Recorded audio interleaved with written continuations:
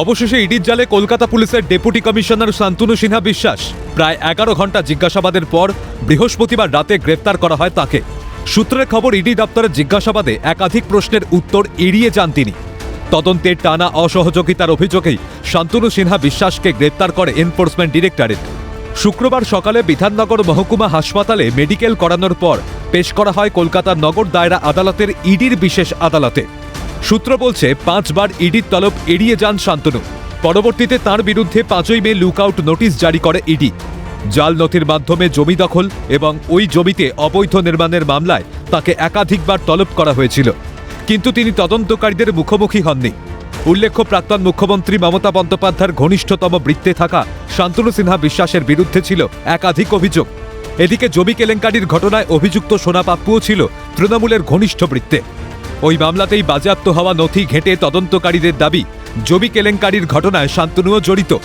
তদন্তে নেমে গত এপ্রিলে শান্তনুর ফার্ন রোডের বাড়িতে অভিযান চালিয়েছিল ইডি। বিশ্বজিৎ পোদ্দার ওরফে সোনা পাপ্পুর সূত্র ধরেই ইডির নজরে আসেন বেহালার ব্যবসায়ী জয় কামদার। বেআইনি নির্মাণ, জমি দখল, অবৈধ লেনদেন ও তোলাবাজি সহ একাধিক অভিযোগে অভিযুক্ত। বর্তমানে ইডি হেফাজতে রয়েছেন জয় কামদার। সূত্রে খবর, বেশ কয়েকজন পুলিশ অফিসারকে মূল্যবান ধাতব উপহার পাঠাতেন এবং তার বদলে সময় সময়ে সাহায্য প্রার্থনা করতেন ধৃত জয় কামদার। এছাড়া বেশ কিছু নতুন এবং ভুয়ো অ্যাকাউন্টের হদিশ পেয়েছে ইডি। সোনা পাপ্পু ঘনিষ্ঠ ব্যবসায়ী জয় কামদারের সঙ্গে তাঁর যোগসূত্র পেতেই টানা জিজ্ঞাসাবাদ করা হয় ধৃত শান্তনু সিনহা বিশ্বাসকে। এই শান্তনু সিনহা বিশ্বাসের যে সম্পত্তি আছে, আপনাদের গণমাধ্যমে যেটা দেখিয়েছেন, নিজের ফার্ন রোডের বাড়ি ছাড়াও অন্য বিল্ডিং এ 5টা ফ্ল্যাট অ্যাডমিনিস্ট্রেটিভে জয়েন করে তিনি কত কোটি টাকা রোজগার করেছেন। এটা তো আয়ের সঙ্গে সঙ্গতহীন সম্পত্তি। তারপরে এই যে জমি দখল করে সেখানে বেআইনি ভাবে বাড়ি করা, অপরাধের অর্থের লেনদেন করা, এগুলো তো মারাত্মক অপরাধ। এতে তার সাজা হওয়াই উচিত, সঙ্গে সাজা হওয়া উচিত যার ক্ষমতায় তিনি এইসব অপরাধ করেছেন।